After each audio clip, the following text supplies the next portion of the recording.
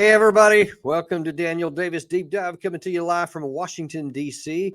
And we have got a real treasure for you today. We have Jack Devine, who is a 32-year member or veteran of the CIA, famously helped capture Pablo Escobar, tracked him down. That's kind of interesting. Might want to hear a little bit more about that. And author of the new book, Spy Master's Prism, The Fight Against Russian Aggression. And welcome to the show, Jack. Glad to have you on. Dan, it's great to be on with you. I loved your introduction by that music and all set the pace. I'm really in form now. I feel like I'm coming right off an espionage operation. So but that's what it I'm does. pumped up. I'm pumped up. Kind of like that. Yeah, we perfect for your segment today. That's right. Actually, tell us a little bit about that book that you have there coming out. What's the gist of it? And just tell me a little bit about it. The paperback's coming out. It actually came out the 1st of November, readily available. I wrote the book right before, about a year before the Russians invaded Ukraine. And it was all about the threat that Putin presented, what made Putin tick, a number of Soviet operations and how they did things. And I basically said Ukraine was going to be the next, or Kyiv was going to be the next Berlin, and Putin was going to underestimate and be surprised about what he was going to find if he did try and invade. So I thought I was prescient. The problem is, for the audience, anybody that wants to write a book, don't be too far ahead of your time, because my friends in the government and elsewhere said, Jack, why are you writing a book about Russia? It's all about China. I said, look, it's never all about any place, because you wake up one morning and all of a sudden it's turned upside down. And that happened again, not only in Ukraine, but when you look at just October 7th, out of the blue, people were sleeping on Hamas. The next thing you know, the world's turned in turmoil. So the intelligence world, you have to have a flag planted everywhere. This was a call to arms, figuratively, against the Russian aggression of Putin. Putin is a menace. And again, I have a chapter in there that I would have changed the title. I said Spy Master President. And I actually gave him too much credit as a spy master and, cool, calm, collected. I really think he's a mafia don. That what I've seen is his behavior, his thought process is more attuned to, the fictionalized side. And I'm sorry, when did that book first come out? 19. No, excuse me. It came out in 20. And the paperback came out this year. Oh, so even before the big buildup started in 21. I was about a year or year and a half ahead of the invasion. That's pretty impressive. But the problem with it, Dan, is my kids and relatives read it, but I'm not sure. Well, I know my colleagues didn't want to read it because it was about Russia. I said, "Oh, why are we wasting our time?" And in the book, I point out we were that's old stuff. we had reduced our intelligence investment in watching the Russians, and we were complacent about it. It was somehow manageable. National leaders felt that they could handle Putin. And again, I think, this is not a guy that, you're going to deal with it in a diplomatic sense. It's, you're not sitting down with a mafia guy. You have to think about that's how you deal with them. And I was disappointed that some people didn't really pick up on that the way I would have hoped. And now there shouldn't be any reason for anybody to doubt. I'm worried about wobbly knees. I've written a couple op-eds. I'm not a regular writer for the Wall Street Journal, but I've been in 3 times, which is a lot for someone like me, because I'm not writing regular articles, but I get upset once in a while. So when Putin invaded the week after, I said that he just sowed the seeds of his own demise, which I think is true. And then about in May, I think I wrote saying, this is bigger than Ukraine. You're getting wobbly knees out there. And this is really about the struggle between the Russians, the Chinese, and Iranians, little footnote on North Korea, and the US, NATO, and its allies. I mean, we're really, and the Hamas thing is dividing the line even harder. If you walk away, you might feel self-satisfied for a little bit, but you're going to come back, and you're going to pay, it's going to be hell to be paid. And people have lost a sense of history. So yeah, that was my message.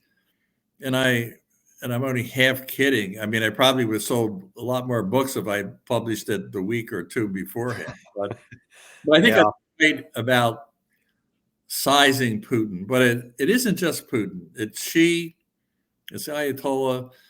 There's an alliance that's clear, and now they are trying to mobilize. It's so familiar to the Cold War. We're fighting. They're fighting. You have the Wagner Group all through Africa. Yeah. They're bussing around in Latin America. They're trying to extend their power, and we need to push back appropriately. And I wish we had like a full hour here, because I'd almost like to shift gears and just talk about the ahead of the curve for the China issue, especially that Xi Jinping was just here. But we are definitely want to have you back on the show specifically to talk about that. But I want to shift gears a little bit now to something else you had recently in the Wall Street Journal, where you're talking about the intelligence failures on October 7th in Israel regarding the Hamas thing. And to set the stage for our readers here, I want to show you just a real big quick clip from NBC News. This morning, there's a lot of finger pointing in the Israeli intelligence service. Saturday's attack will go down in history as a massive state intelligence failure. The Palestinian Hamas militant group catching Israel both completely by surprise and also deeply unprepared. This is extensive planning that would have to take place over the course of many months. And the fact that the Israelis seem to have been blind to it is something that is going to, I think, lead to an overhaul of the Israeli intelligence service leadership. Washington apparently also in the dark. One senior U.S. military official telling NBC News, "We were not tracking this." U.S. officials telling NBC News that if Israel knew an attack was imminent, they didn't share it. You're going to have to question whether or not the sources they have been doubled back against them, and whether or not Hamas was able to identify those individuals and feed false information back to Israel. But also, I think they have to wonder about why their very exquisite, sensitive technical collection systems were not able to pick up anything. Breaching the border fence was unprecedented, seen here in Hamas video, but bursting into southern Israel was a shock to Tel Aviv.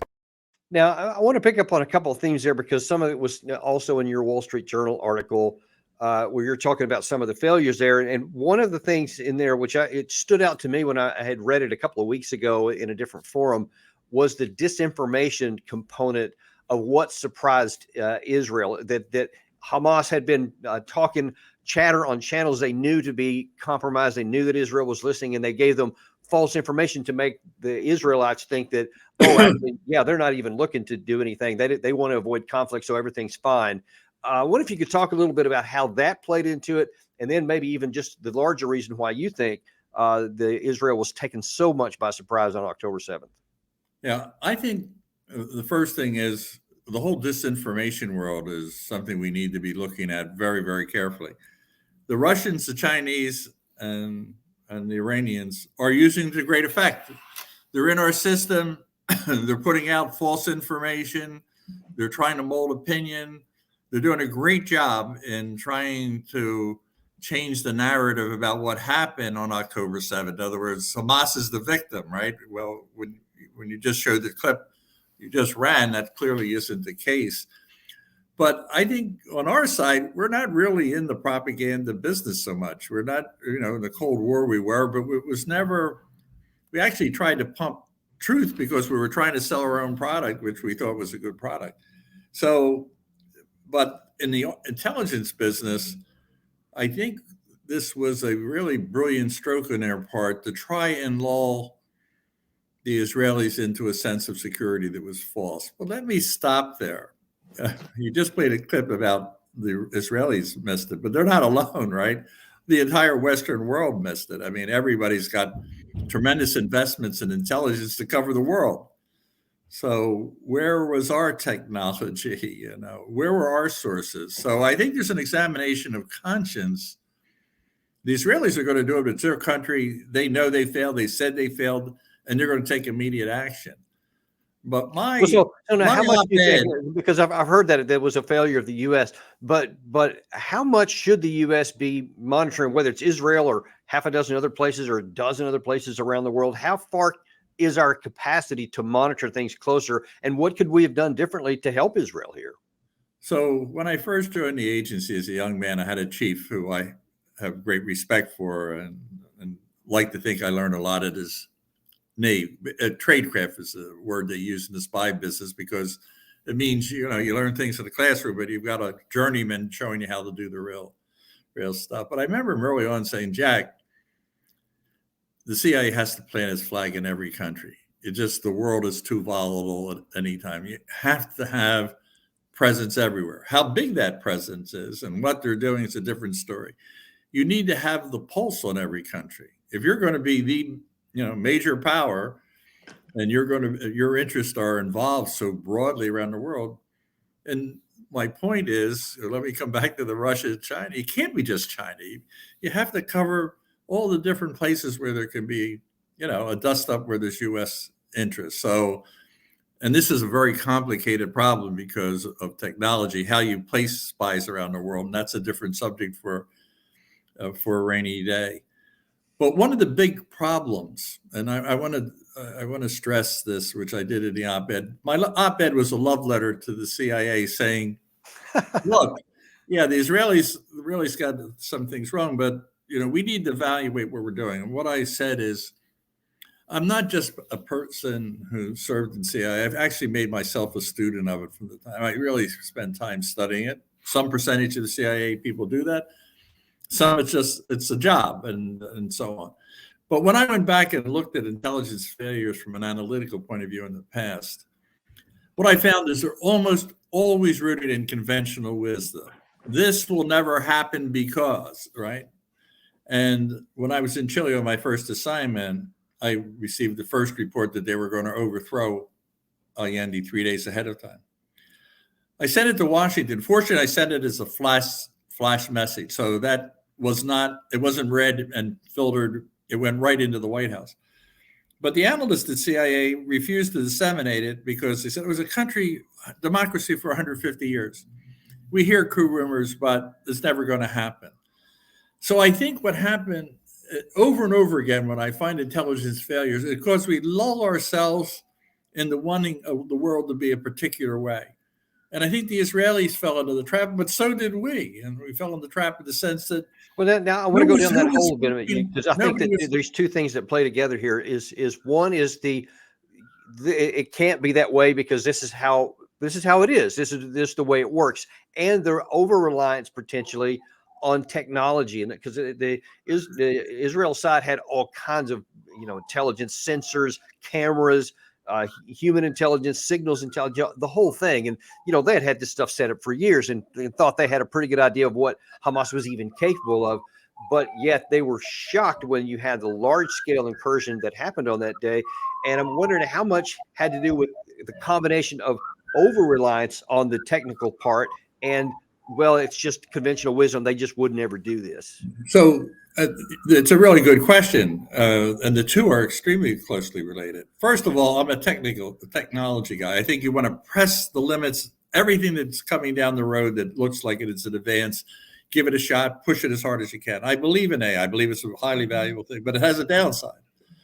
And what I would say is most intelligence failures are tied to conventional wisdom, just as you described and I described. But what is AI? It's conventional wisdom, right? It's going into the system. I use it. I believe in it, okay? But I can't live and die by it. What is it? It accumulates all the information at a high level, integrates it, and tries to get best judgment. But it's giving you conventional wisdom. It's not any original thinking. It's not looking for weaknesses. It's not character flaws. It's saying, by the way, there's a 2% chance over here. Well, so there is an over-reliance. But that's different than spending too much. I'm saying we should be doing it. Yeah. But what was missing? The bottom line in my point, in my message to CIA, over the years, despite every politician, every director of CIA, everybody I know, human intelligence is really important, but they don't do anything about it. They don't do anything to test the hypothesis of how well it's doing. And I think what you looked at is a classic example of underinvestment. In other words, it's not only over-reliance, but it's underinvestment in human sources. People don't like humans. It's spying. It's messy, right? you don't get immediate results, and you have to get out there and recruit people. So human intelligence, everybody thinks it's so valuable, but they don't invest. And I put in the article two things. I said all these people operating, not the support people, not people in liaison, targeting analysts, people out there supposed to be running human sources. If you took all of the CIA, all the US government, all NATO, and all Israel, you couldn't staff an aircraft carrier. In other words, that's the entire world, Western world commitment is under 5,000 people. How much money is paid to spies, the people that actually go out and spy? And I said, well, in the op-ed, I said, the salaries of the two teams that play in the Super Bowl, right? And that's, if you average it out, 150 million a team, say $300 million. That's the entire investment in spies. And you say, well, wait a minute, what's an F-15 or F-35 or a tank? I mean, what's that aircraft carrier cost? Billions, right? A couple of billion, I think. What you're talking about it is, and I will tell you, the numbers are fairly constant. In other words, we go back to the beginning of the agency, the dollar amount changes, but the relative amount, So if you're a businessman, you sit back and say, well, I've got this business, and I really believe in this product, but I'm going to invest 0.5% in the business. So I think this is a failure. One source out of the 200 people that absolutely bare minimum had to know something big was coming down, right? Right. And, and on that point, because I think that gets to something else that you had in your op-ed there was a number of reports that I saw, especially in the first few days and even hours after the attack happened on 7 October, was that there were many people who did say something was going on, who did have reports going up, but that it wasn't listened to, or it wasn't believed by the policymakers. And so the question is, which you also mentioned in here, sometimes the political people who get these reports don't actually take the right action on them. And if you tell us a little bit about how that happens, and then also what's the solution to it? Well, let me give you my take on that, right? There wasn't a human source. There wasn't a human source that reported it. No one's saying they had a human source that reported it, right? And when you look at our failures on this, what they're saying, and this happened on 9/11, there was no human report that said there was going to be an attack on 9/11 and it was going to be led by a group of Saudis and fly planes in the tower. What people were saying is, you're underestimating Hamas. It could be a problem out there, right? But if you're a politician or a political leader, you say, well, when is it going to happen? What does it look like? Well, we don't know that. So you say, well, thank you for that briefing. So I think there's a little CYA in the presentation. I mean, what I didn't see, maybe you saw something different, Dan. I saw nothing that said we had a source. And I was surprised, not that CIA didn't have a source, because I think we outsourced it to the Israelis. Said, well, you do a really good job. Why don't you do it? We don't have to do it. We'll help you with technology or whatever. And I think the Israelis, I'm disappointed. I'm really surprised that they did something that would not be in my normal expectation. My conventional wisdom said they surely had sources plugged in. That did not look like the case.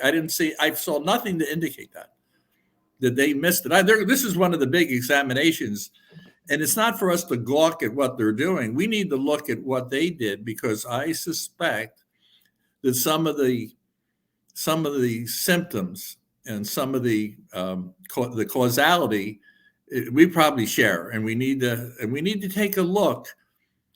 Let me give you one example right this minute. Right afterwards, the question was, were the Iranians involved?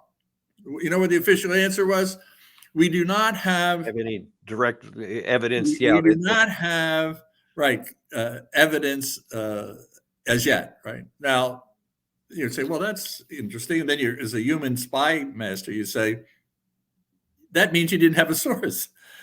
Now, you didn't have a source in Hamas. You didn't have a source in Iran that could answer that question. And I think I hammer away at the 2016 election. You don't want to get into politics. I don't want to get into politics. But what we did is we ended up with an impeachment. We had a big $32 million investigation. At the end, it said the Russians were running around spying. Oh, that's big news. And we're spying everywhere.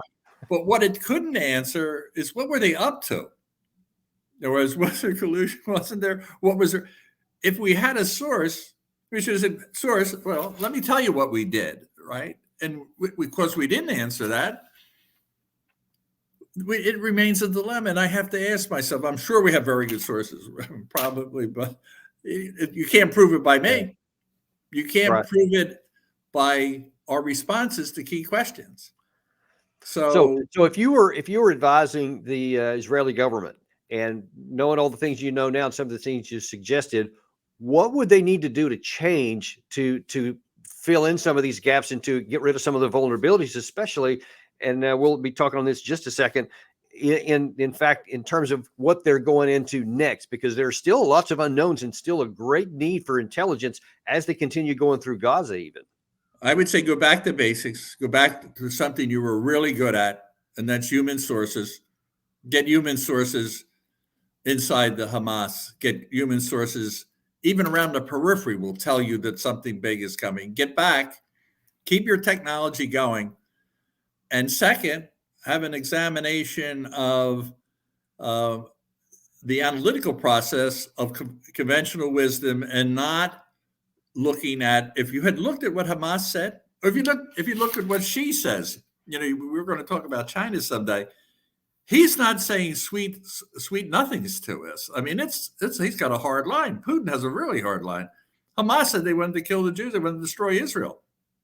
So we stand back and say, well, they don't really mean that. I mean, there's a lot of mistakes made in history because we don't listen. So I'm saying go back to basics.